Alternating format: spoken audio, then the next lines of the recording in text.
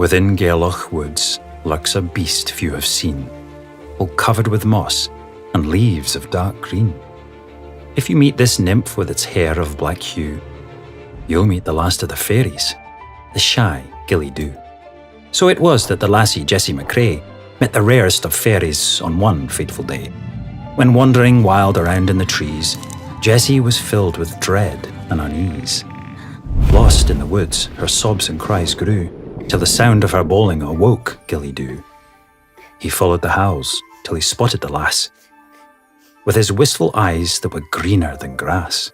"Don't be afraid, come rest in my hollow," proclaimed Gille Dubh, easing her sorrow. Then he gave her a deer hewn out of wood, to soothe Jessie's mind and brighten her mood.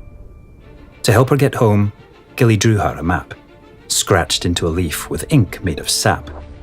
And when she returned, her folks felt delight, but scoffed at her tale of the Gille Dubh sprite. Many years passed. Jessie got on with her life, choosing a husband and becoming a wife. But each day she'd say that her tale was all true, of the time she spent with the shy Gille Dubh.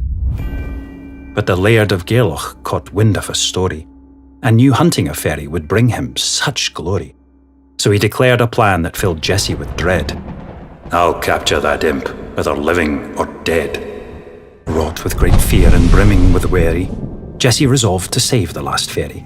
Deep into the woods she went early morning to find Gille Dubh and deliver her warning. But years had gone by and she no longer knew where to look for her friend, the shy Gille Dubh. With hope in the wind, she plucked from a tree a leaf into which she scratched, "You must flee." Once home, she kept busy by cooking beef stew, while mulling the fate of her poor Gille Dubh. Had the Laird Gairloch shot her imp dead, and mounted his mantle with a fresh fairy head?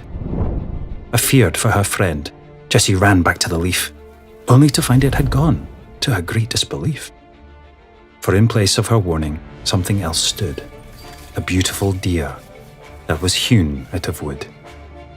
"Magic's alive in Gairloch," she thought, and cried tears of joy that her friend was not caught.